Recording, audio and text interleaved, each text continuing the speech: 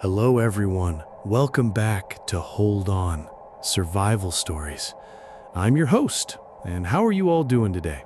I hope you're having an amazing day and you're ready for another absolutely incredible survival story. Because today's episode is going to take you to one of the most hostile environments on planet Earth.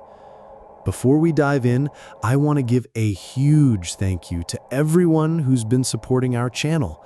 Your likes, comments, and subscriptions mean everything to me and help us bring you these incredible real-life survival stories every week. And for those of you who are new here, make sure you hit that subscribe button and ring the notification bell, because trust me, you don't want to miss any of these amazing stories. Now, today we're heading to Death Valley, California, literally the hottest place on Earth, for a story that will show you just how quickly a simple road trip can become a fight against the most brutal forces nature can unleash. This story will demonstrate how desert survival knowledge and quick thinking can mean the difference between life and death. How the human body can endure conditions that would kill most people within hours, and how sometimes the landscape itself becomes both your greatest enemy and your only hope for salvation. You'll witness how 4 days in 120-degree heat can test every limit of human endurance, and how the determination to see loved ones again can keep someone alive when the desert is literally trying to cook them alive.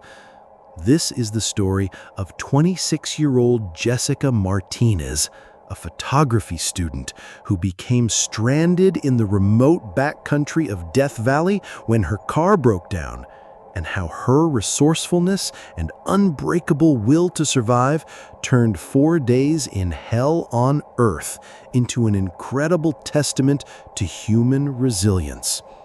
By the end of this story, you'll understand why desert survival skills, water conservation, and never giving up hope can overcome even when you're facing temperatures that can kill you in hours. So, grab your favorite cold drink, get comfortable, and let's dive into this absolutely incredible tale of survival in the world's deadliest desert. Friday morning, July 21st, 2023, started with perfect conditions for what Jessica Martinez had planned to be a 3-day photography expedition into the remote areas of Death Valley National Park. The 26-year-old graduate student from UCLA's photography program had been planning this trip for months, hoping to capture images of the desert's stark beauty during the peak summer heat that most visitors avoided. Jessica was an experienced desert photographer who had spent 2 years documenting the landscapes of the American Southwest. She had photographed in the Mojave Desert, the Sonoran Desert, and various locations throughout Arizona and Nevada. But Death Valley represented the ultimate challenge for her graduate thesis project on extreme environments. She wanted to capture the raw, hostile beauty of a landscape that held the world record for the highest air temperature ever recorded, 134 degrees Fahrenheit in July 1913. Her preparation for this expedition had been thorough and professional.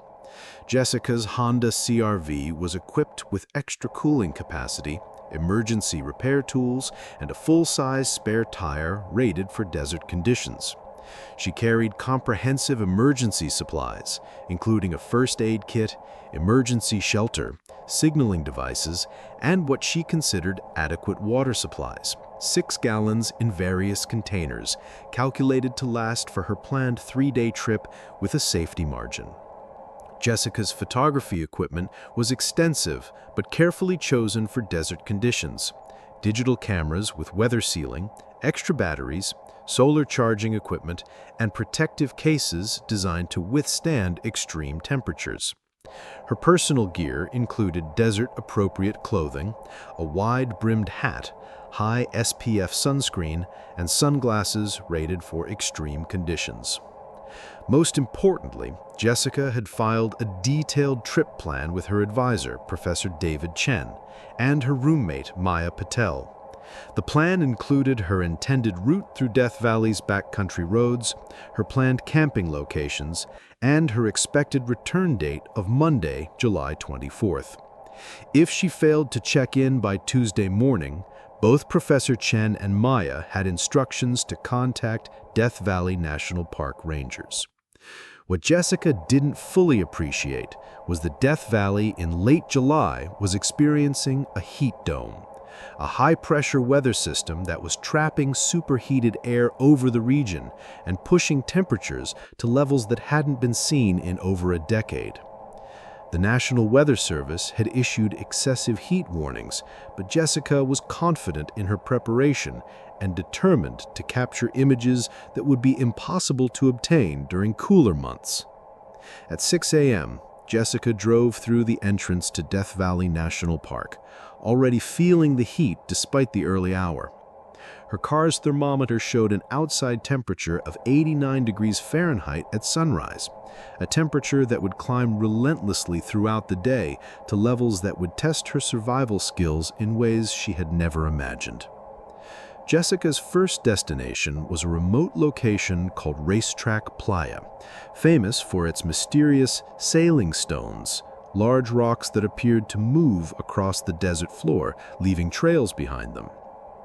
The location required driving on a rough, unpaved road for over 25 miles through some of the most isolated terrain in Death Valley. For the first 3 hours, everything went according to plan. Jessica reached Racetrack Playa and spent the morning photographing the unique geological formations while the temperature climbed steadily toward 100 degrees Fahrenheit. Her car's air conditioning was working perfectly, and she was managing the heat exposure well by limiting her time outside the vehicle and staying hydrated. At 10:30 a.m., with the temperature approaching 110 degrees Fahrenheit, Jessica began driving toward her next planned location. She was on a remote dirt road approximately 15 miles from the nearest paved highway when she heard a sound that every desert traveler dreads: the sharp bang of a tire blowout, followed immediately by the grinding noise of metal on rock as her disabled vehicle came to a stop. Jessica's initial assessment of the situation was manageable but concerning. She had suffered a blowout of her rear tire, but she had a full-size spare and the tools necessary to change it. The bigger problem was the location. She was on a road so remote that it might see 1 or 2 vehicles per week, surrounded by landscape that offered no natural shade, with the temperature climbing toward the 120 degrees Fahrenheit range that would make any physical work extremely dangerous. At 11 a.m., Jessica began the process of changing her tire, working as quickly as possible to minimize her exposure to the crushing heat. But when she attempted to remove the blown tire, she discovered a more serious problem. The tire iron provided with her vehicle was the wrong size for her lug nuts, apparently replaced with an incorrect tool during a recent service visit.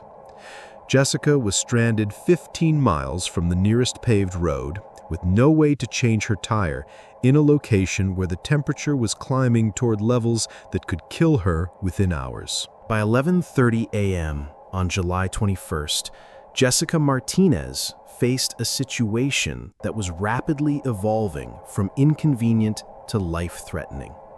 The temperature had reached 115 degrees Fahrenheit and was climbing steadily. Her car's air conditioning could only run for limited periods without the engine overheating, and she was beginning to understand that she might be stranded for much longer than the few hours she had initially hoped. Jessica's first critical decision was whether to stay with her vehicle or attempt to walk for help.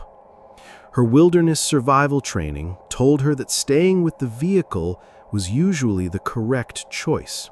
Cars were easier for rescuers to spot than people, and they provided some shelter from the elements.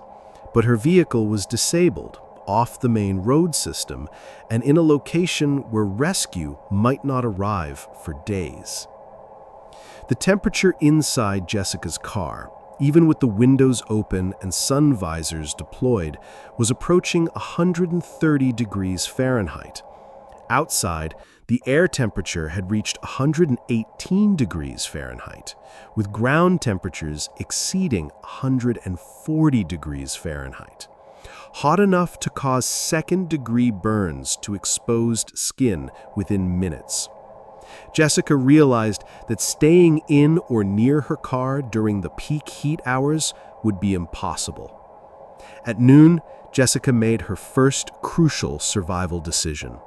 She would create a shelter away from her vehicle using her emergency supplies, wait out the worst heat of the day, and then reassess her options in the evening when temperatures might become survivable for walking.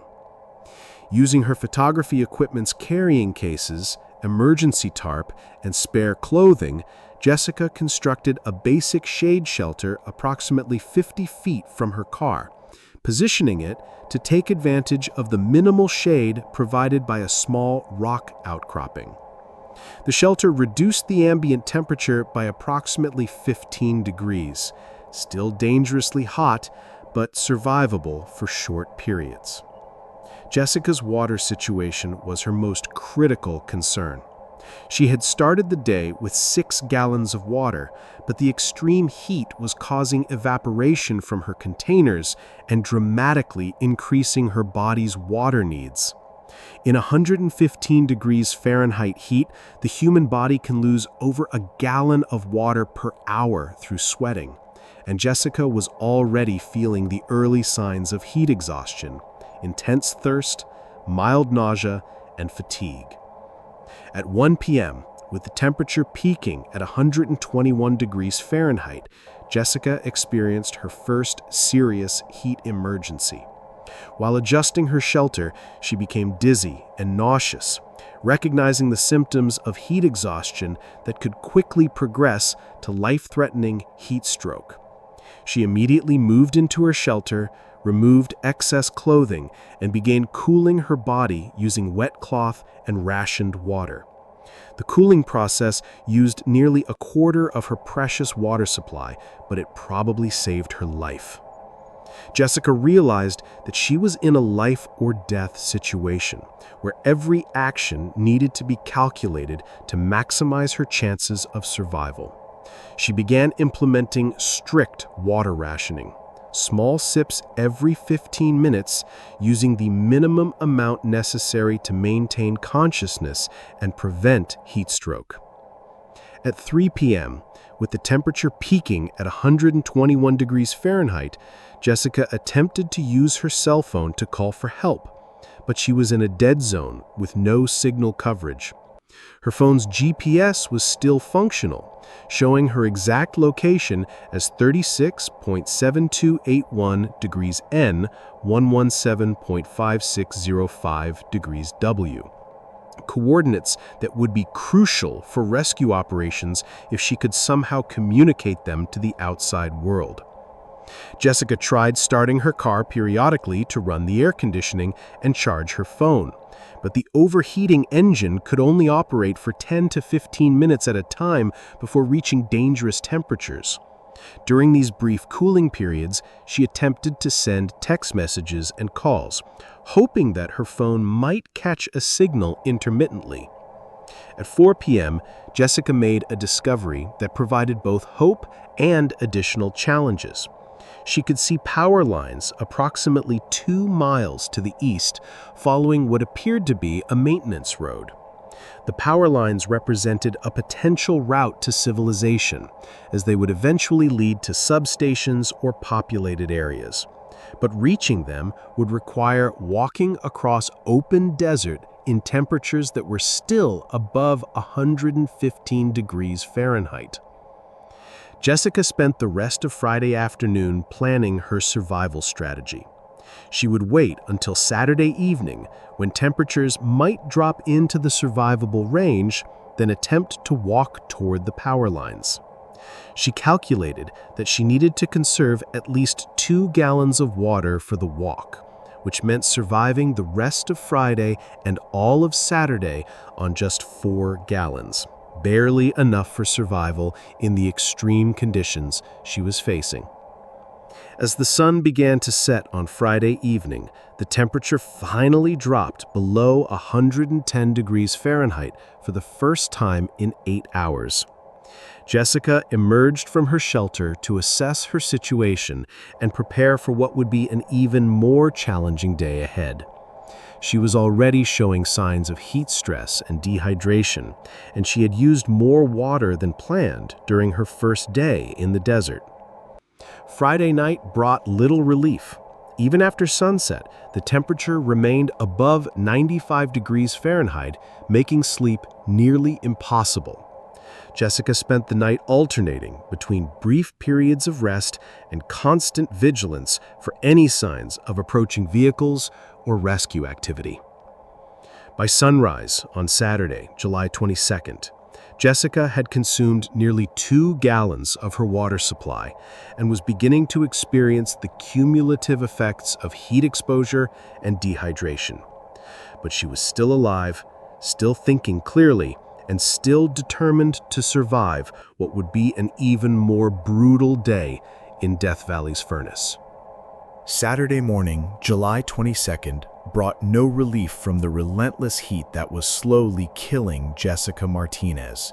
She woke at sunrise to an outside temperature of 92 degrees Fahrenheit that would climb to 123 degrees Fahrenheit by afternoon, even hotter than the previous day as the heat dome intensified over Death Valley. Jessica had now been stranded for 24 hours, and the cumulative effects of extreme heat exposure and controlled dehydration were beginning to seriously impact her physical and mental condition. Jessica's body was showing clear signs of heat stress and dehydration. She had lost approximately 8 pounds overnight from fluid loss. Her skin had become dry and less elastic, and her heart rate had increased as her cardiovascular system worked harder to circulate thickening blood through her overheated body. Most concerning, she was beginning to experience mild confusion and difficulty concentrating, early signs that heat was affecting her brain function. At 7 a.m., Jessica conducted a careful inventory of her remaining resources. She had approximately 4 gallons of water left, but half of that needed to be reserved for her planned walk to the power lines. Her food supplies were adequate, but the extreme heat was making it difficult to eat, and her appetite had disappeared almost completely. Her photography equipment was holding up well in the heat, but her phone battery was draining quickly despite attempts to keep it cool. Jessica's shelter had served her well during the first day, but the relentless heat was beginning to overwhelm even her carefully constructed shade. By 9 a.m., with the temperature climbing past 105 degrees Fahrenheit, the air inside her shelter was becoming dangerously hot despite her efforts to maintain circulation and cooling. At 10 a.m., Jessica made her second critical survival decision. She would attempt to improve her shelter using materials from her disabled vehicle. Working quickly during brief periods outside her shade, she removed the car's floor mats, seat covers, and trunk liner to create better insulation and heat reflection for her survival shelter. The work was exhausting and dangerous. Each trip to her car required exposure to ground temperatures exceeding 135 degrees Fahrenheit and air temperatures above 110 degrees Fahrenheit. Jessica had to work in 30-second intervals, returning to her shelter to cool down between each task. The improved shelter reduced internal temperatures by another 10 degrees, but Jessica was paying for the improvement with precious water and energy. At noon on Saturday, with the temperature reaching 120 degrees Fahrenheit, Jessica experienced her most serious medical crisis since becoming stranded. While adjusting her shelter, she suddenly became extremely dizzy and collapsed, experiencing what she later realized was a near heat stroke episode. Her body temperature had risen dangerously high, her skin had become hot and dry, and she was beginning to lose consciousness. Jessica's photography training had included wilderness first aid, and she recognized the life-threatening nature of her condition. She immediately implemented emergency cooling procedures, removing all excess clothing, applying wet cloths to her neck, wrists, and ankles where blood vessels were close to the skin, and using nearly a full quart of water to bring her core temperature back to safe levels. The cooling process was successful but expensive. Jessica had now used over 3 gallons of her original 6-gallon water supply, leaving her with less water than she had planned for her walk to civilization. She was facing the terrifying possibility that she didn't have enough water left to both survive another day in the desert and complete a multi-mile walk in extreme heat. At 2 p.m. on Saturday, with the temperature peaking at 123 degrees Fahrenheit, Jessica made a discovery that provided both hope and new dangers. She had spotted what appeared to be a vehicle approaching on the distant main road, approximately 3 miles away. Jessica immediately began signaling using her camera's flash and a signaling mirror, but the vehicle was too far away and continued without stopping. The sighting proved that vehicles did occasionally use the area's road system, but it also demonstrated how difficult it would be for rescuers to spot her or her disabled vehicle from the main travel routes. Jessica realized that she needed to either move closer to the main road or create more visible signals that could be seen from greater distances.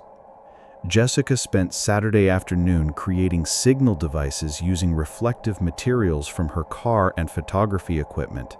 She arranged mirrors, metallic emergency blankets, and reflective car parts to create signals that could be seen from aircraft or distant vehicles. The work required brief exposures to the crushing heat, but it gave her something productive to focus on during the worst hours of the day. As Saturday evening approached, Jessica faced another crucial decision: attempt the walk to the power lines that night or spend another day in her shelter while her water supplies dwindled further. Her current rate of water consumption meant she had perhaps 36 hours of supply remaining, enough for one more day in shelter or barely enough for a multi-mile walk in the heat. Her desert survival knowledge told her that walking during daylight hours and temperatures above 115 degrees Fahrenheit was extremely dangerous, but waiting another day might leave her too weak and dehydrated to attempt the journey at all. She was caught in a terrible dilemma where both action and inaction could be fatal. At 8 p.m. on Saturday, with the temperature finally dropping to 108 degrees Fahrenheit, Jessica made the decision that would determine whether she lived or died. She would spend one more night conserving water and energy, then attempt the walk to the power lines on Sunday evening when temperatures might be slightly more survivable. As Saturday night fell, Jessica had been stranded for 36 hours in conditions that had already pushed her body to its limits. She had survived 2 days in hell, but the worst was still ahead of her. Sunday morning, July 23rd, marked the beginning of Jessica Martinez's 3rd day stranded in Death Valley, and her body was beginning to show the serious effects of prolonged extreme heat exposure and controlled dehydration. She woke to an outside temperature of 95 degrees Fahrenheit that meteorologists were predicting would reach 125 degrees Fahrenheit by afternoon, potentially the hottest day of her ordeal and quite possibly the hottest temperature she could survive. Jessica's physical condition had deteriorated significantly overnight. She had lost nearly 12 pounds from fluid loss, her skin had become noticeably dry and less elastic, and her urine had become dark yellow, clear signs of moderate to severe dehydration. Most concerning, She was experiencing persistent headaches, occasional dizziness, and episodes of confusion that indicated her brain was being affected by heat stress and dehydration. At 7 a.m., Jessica conducted what she knew might be her final resource inventory. She had approximately 2.5 gallons of water remaining, barely enough for one more day in shelter, or just enough for her planned walk to the power lines if everything went perfectly. Her food supplies were still adequate, but her appetite had disappeared completely, and she was having difficulty keeping food down due to heat-related nausea. Jessica's shelter was beginning to fail as a survival tool. The extreme heat was overwhelming her carefully constructed shade, and even with all her improvements, the internal temperature was reaching levels that approached the limits of human survival. By 9 a.m., with outside temperatures climbing past 110 degrees Fahrenheit, her shelter was becoming a slow-cooking oven that was gradually killing her. At 10 a.m., Jessica made a discovery that changed everything. Her car's radiator had finally given up completely, and the engine would no longer start even briefly. She had lost her last source of air conditioning, her ability to charge her phone, and any hope of running the vehicle if rescue arrived. She was now completely dependent on her manual survival skills and the water she could carry. The psychological impact of losing her car was almost as devastating as the practical implications. The vehicle had represented safety, shelter, and connection to civilization. Without it, Jessica felt completely cut off from the world, alone in a landscape that was actively trying to kill her. She spent several minutes fighting off panic and despair before forcing herself to focus on the practical steps needed for survival. At noon on Sunday, with the temperature reaching 122 degrees Fahrenheit, just 9 degrees below the world record, Jessica made the most important decision of her entire ordeal. She would attempt the walk to the power lines that evening, regardless of the risks.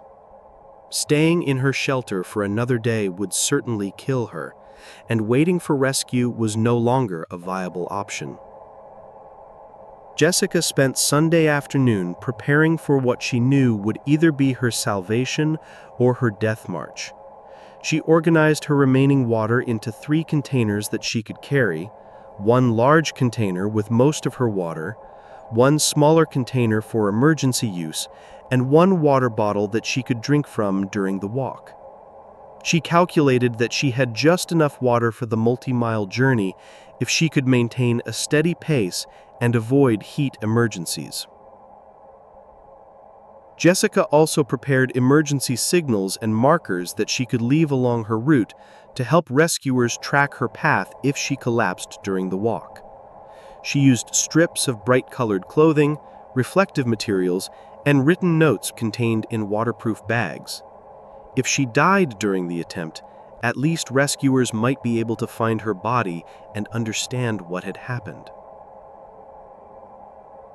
At 4 p.m., Jessica made one final attempt to signal for help using all her available resources.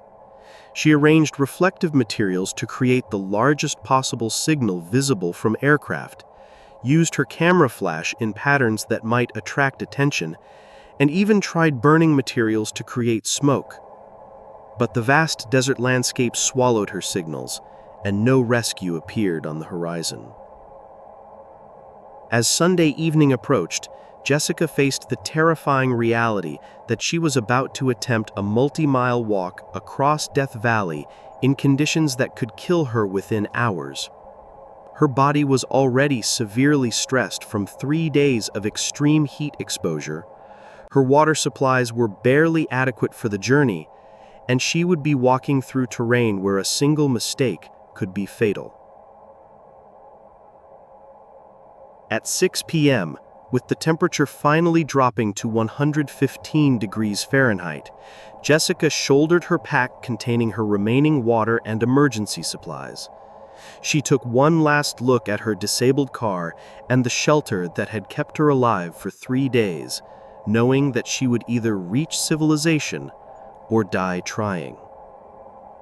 Jessica Martinez was about to begin the most dangerous walk of her life, across 15 miles of the hottest desert on Earth, with just enough water to keep her alive if everything went perfectly.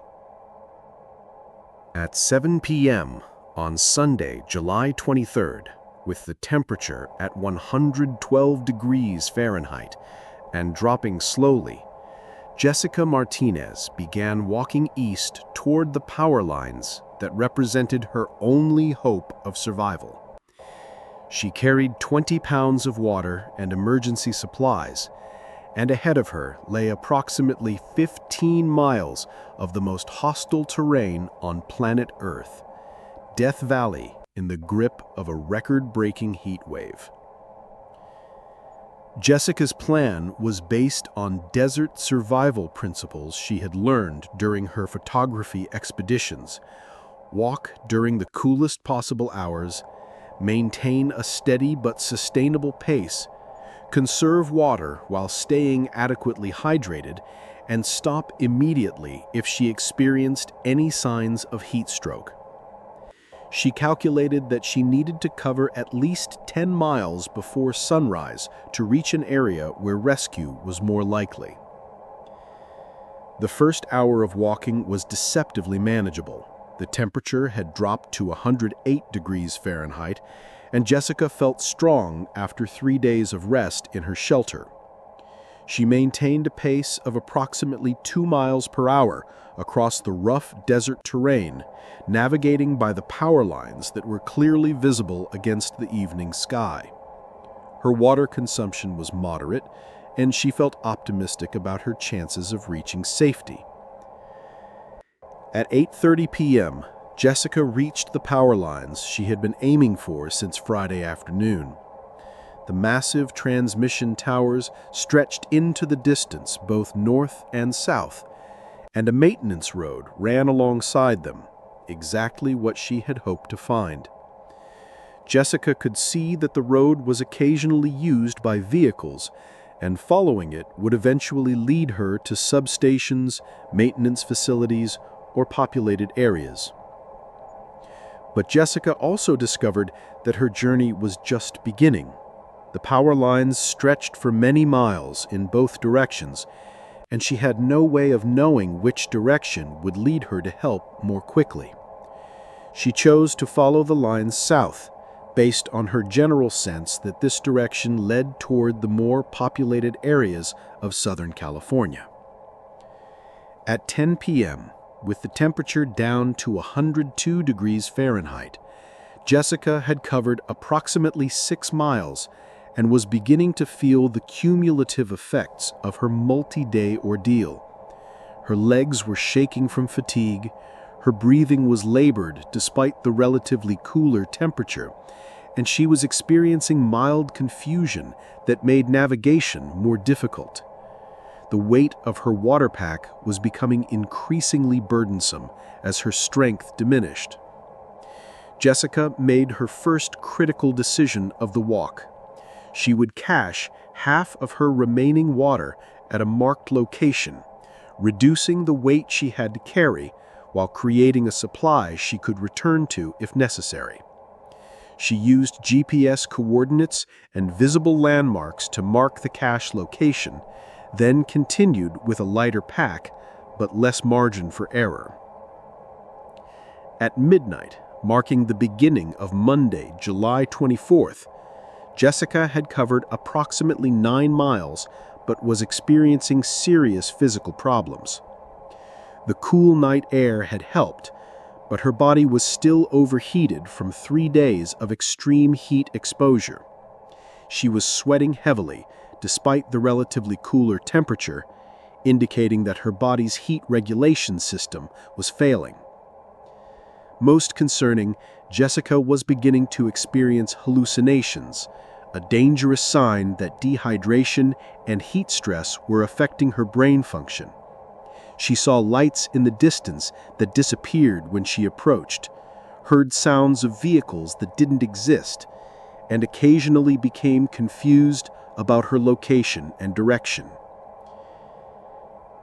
At 2 a.m., Jessica experienced her most serious crisis during the walk.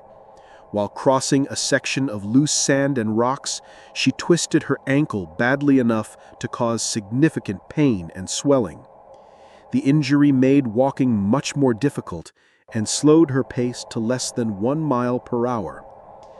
Jessica realized that she might not be able to cover the remaining distance before the sun rose and temperatures became unsurvivable. Jessica faced another terrible decision: continue walking on her injured ankle and risk further injury or collapse, or stop and rest while precious hours of cooler temperature were lost. She chose to continue walking, wrapping her ankle with strips of clothing and using a makeshift walking stick, but her pace was now dangerously slow. At 4 a.m., with dawn approaching and temperatures beginning their relentless climb toward another day above 120 degrees Fahrenheit, Jessica had covered approximately 12 miles but was approaching complete exhaustion. Her water supplies were running dangerously low, her injured ankle was making each step agony, and she was experiencing increasing confusion and disorientation.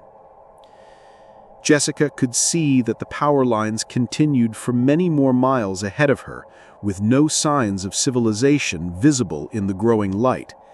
She was facing the possibility that her walk would fail, leaving her stranded in open desert during the day, with no shelter and insufficient water to survive another round of extreme heat. At 5:30 a.m., just as Jessica was beginning to consider stopping to build emergency shelter for the day, she saw something that gave her hope. Fresh tire tracks on the maintenance road, indicating that vehicles had been in the area recently. She began looking for any signs of human activity: maintenance equipment, communication towers, or facilities that might provide shelter or rescue opportunities.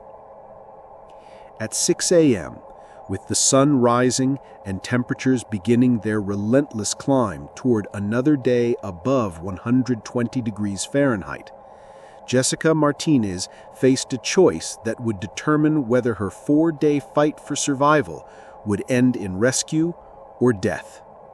She had walked 13 miles through the night, but she was still alone in Death Valley, with the temperature rising and her water nearly exhausted. At 6:30 a.m. on Monday, July 24th, as the temperature climbed past 100 degrees Fahrenheit and continued rising toward another deadly day above 120 degrees Fahrenheit, Jessica Martinez crested a small hill and saw the most beautiful sight of her entire life. A cluster of buildings and vehicles approximately 2 miles ahead, shimmering in the desert heat like a mirage, but unmistakably real. The facility appeared to be a power company maintenance station, complete with air-conditioned buildings, communication equipment, and several work vehicles parked in the shade of solar panel arrays. Jessica could see that people were present, tiny figures moving between the buildings, probably starting their workday before the heat became unbearable. Jessica immediately began signaling using every method she had, waving her bright-colored emergency clothing, using her camera flash, and shouting as loudly as her dehydrated voice could manage.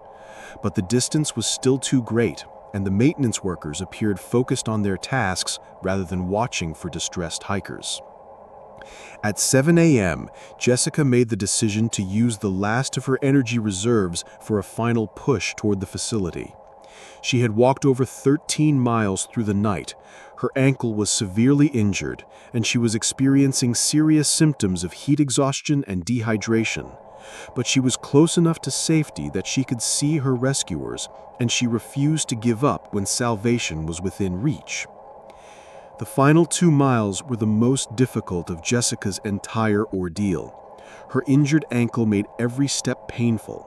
her water was completely exhausted, and the rising temperature was quickly approaching dangerous levels. Jessica was running on pure determination, her body operating beyond its normal limits through sheer force of will.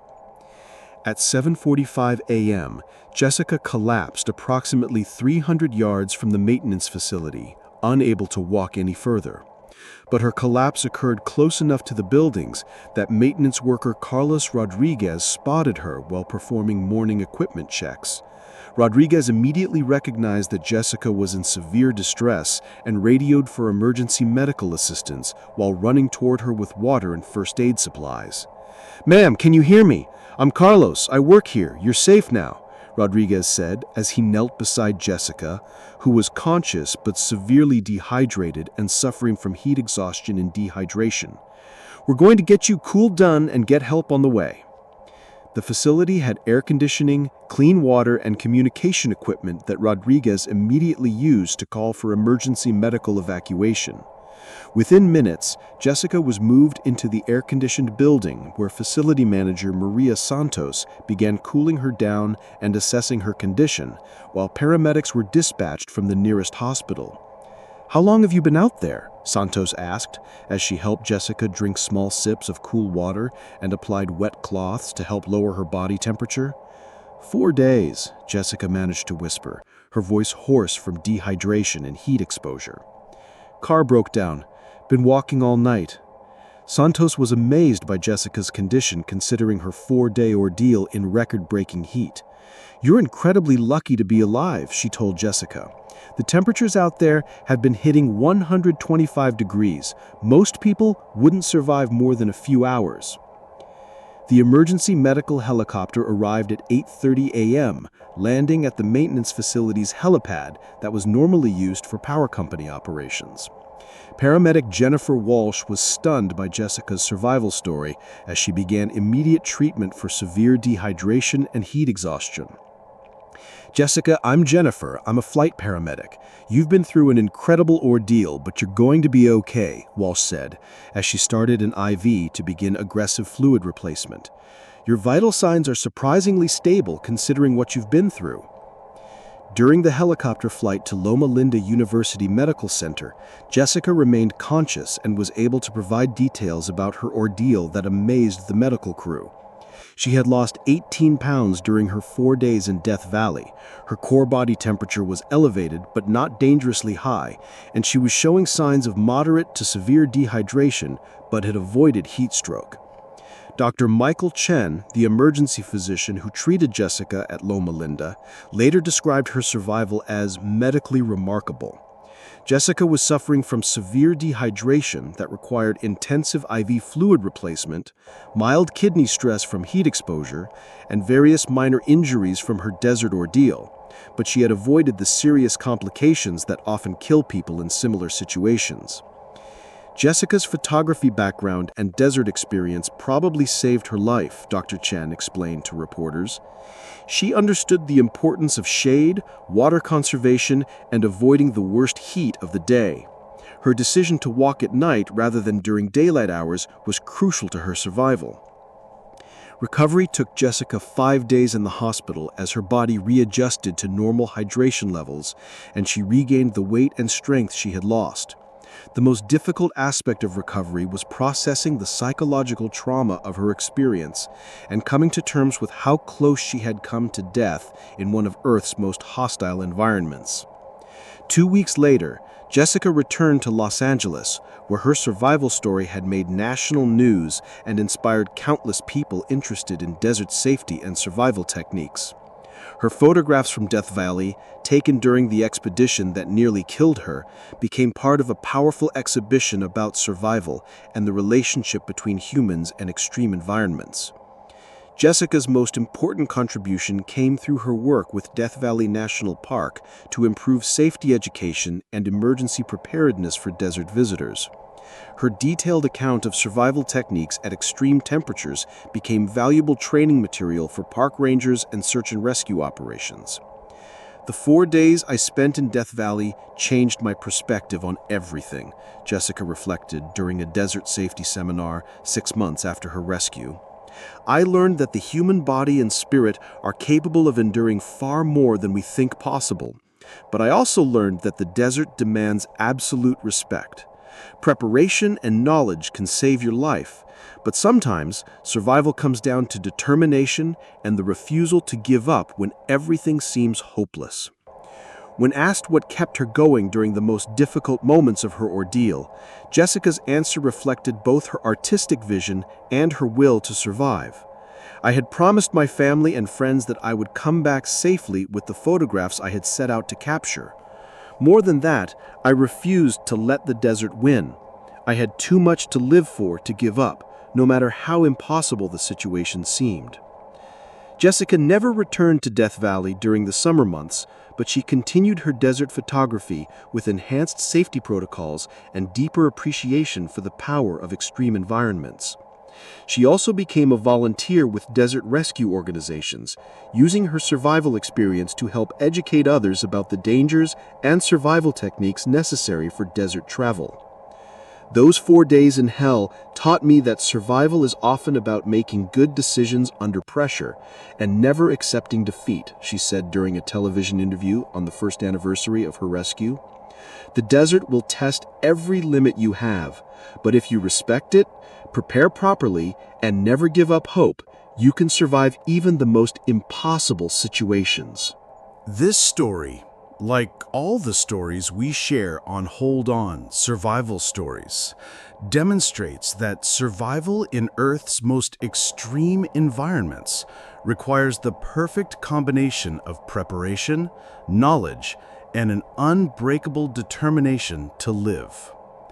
Jessica Martinez's 4 days in Death Valley shows us how desert survival skills can become life-saving tools, but only when combined with the mental strength to make critical decisions under extreme physical and psychological stress.